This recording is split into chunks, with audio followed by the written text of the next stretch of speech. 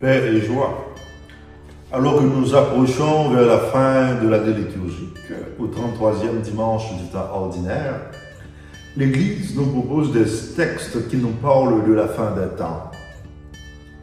Au lieu de nous effrayer, si nous les accueillons avec foi, nous y découvrons un message bouleversant d'espérance. Le prophète Malachie prophétise dans une période assez difficile où le peuple Israël est emparé par le découragement. Vers 450 avant Jésus-Christ, le peuple traverse une crise de foi profonde. Même les prêtres de Jérusalem célébraient le culte comment. Et beaucoup se demandaient, que fait Dieu? Nous oublie-t-il? Doit-on continuer à respecter les commandements? Mais cette situation ne nous semble-t-il pas étonnamment moderne? Aujourd'hui encore, notre temple, c'est-à-dire l'Église, le corps du Christ que nous formons, est exposé au défi de la postmodernité, à la souffrance, au désespoir. Comme au temps de Malachie, le monde cherche Dieu, mais souvent là où il n'est pas. Et nous pouvons, nous aussi, connaître le découragement face au mal qui chaque jour semble triompher et l'apparent silence de Dieu. Jésus nous donne une réponse dans l'Évangile et nous met en garde face à deux réalités. C'est la fascination devant les réalisations humaines et l'angoisse devant leur effondrement. Quand les disciples donc admirent le temple retouché par Hérode, une magnifique construction, alors que Jésus annonce sa destruction, ce n'est pas une prédiction catastrophique, mais il s'agit là d'un rappel salutaire. Toutes les réalités du monde, même les plus belles, les plus sacrées en apparence, sont passagères. Par rapport aux catastrophes, aux guerres, aux autres situations de détresse, insécurité galopante, inflation, misère, eh bien, saint Augustin nous éclaire lorsqu'il écrit dans son sermon 347, « Ces bouleversements arrivent pour que ce monde ne soit pas notre paix, car notre cité véritable est dans les cieux. » Donc Jésus nous invite dans cette péricope à ne pas nous appuyer sur des fausses sécurités. Le message est clair, ne craignez pas, ne vous effrayez pas. Inutile de chercher dans ces paroles des précisions de date pour la fin du monde, pour la fin des temps. Et à la question, quand Jésus répond, prenez garde de ne pas vous laisser égarer.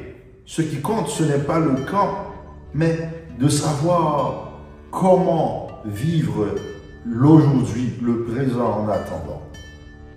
Donc le Christ va plus loin. Non seulement il nous demande de ne pas craindre les épreuves, mais il nous dit que ces épreuves deviendront des occasions de témoignage. On portera la main sur vous et l'on vous persécutera. Et cela vous amènera à rendre témoignage. Luc chapitre 21, versets 12 et 13. Remarquons donc à deux reprises dans la page évangélique, Jésus emploie l'expression « à cause de mon nom ». Car dans la tradition juive, on désignait Dieu par le nom. Là, il s'identifie à Dieu lui-même. Donc les persécutions viendront vite, annonce Jésus. L'évangéliste Luc, qui écrit après les premières persécutions contre les chrétiens, en fait l'expérience d'Étienne à Paul, en passant par Jacques. Beaucoup ont donné leur vie pour le nom de Jésus. Et pourtant, c'est au cœur même de ces épreuves que la parole du Christ, que sa promesse résonne avec plus de force. Mettez-vous dans l'esprit que vous n'avez pas à vous préoccuper de votre défense. C'est moi qui vous donnerai un langage et une sagesse à laquelle tous vos adversaires ne pourront ni résister, ni s'opposer. Luc 21, 14, 15. Il continue. Pas un cheveu de votre tête ne sera perdu. Cette parole de Jésus ne doit pas être prise au pied de la lettre. Nous perdrons tous des cheveux.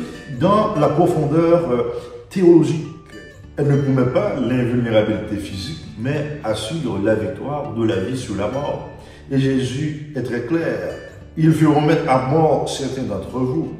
Donc, la persévérance chrétienne n'est pas une garantie contre la souffrance et la mort physique, mais elle est l'assurance que même à travers la mort, nous demeurons dans la main de Dieu.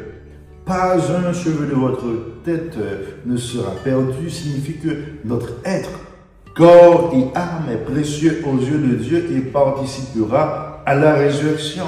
C'est le mystère pascal même qui est en jeu ici. Le jeu du qui perd gagne, le jeu de la foi. Donc, la mort même devient un passage vers la vie. Donc, notre persévérance, si fragile soit-elle comme une goutte d'eau qui s'évanouit dans l'océan, est déjà habitée par la force de la résurrection. C'est à cette perspective qu'elle doit être notre attitude. Saint Paul nous répond à travers sa lettre aux Romains.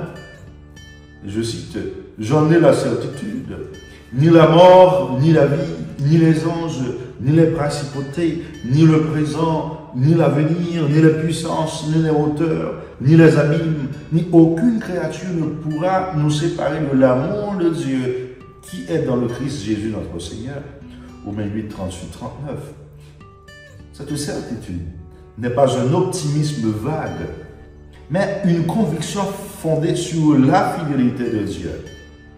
Comme le rappelle le pape Benoît XVI dans son Angélus du 13 novembre 2011, la persévérance est la capacité de supporter les épreuves avec foi pour adhérer au bien. La persévérance est la capacité de supporter les épreuves avec foi pour adhérer au bien. Donc les premiers chrétiens ont vécu cette espérance de façon rayonnante. Saint Luc nous rapporte dans les Actes des Apôtres que Pierre et Jean, après avoir été fouettés et menacés par le Sanhédrin, reportaient toujours d'avoir été jugés dignes de subir les humiliations pour le nom de Jésus. Acte 5, 41. Donc, frères et sœurs, à chaque Eucharistie, alors que nous nous apprêtons à recevoir le corps et le sang du Christ, souvenons que nous sommes les pierres vivantes du véritable temple qui est le Christ lui-même. Notre monde a soif d'espérance. Il cherche des témoins qui, au milieu des guerres, au milieu de l'insécurité, au milieu du tremblement de terre, au milieu des persécutions de notre temps, vivent dans la paix du Christ. C'est par votre persévérance que vous garderez la vie. Luc chapitre 21, verset 19. Nous dit Jésus. Cette parole n'est pas une menace, mais une promesse.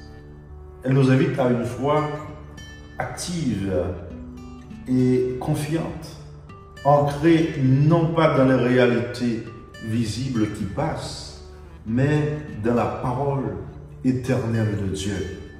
Demandons au Seigneur la grâce de cette persévérance joyeuse qui fait de nous des témoins crédibles de l'espérance chrétienne aujourd'hui et pour les siècles sans fin.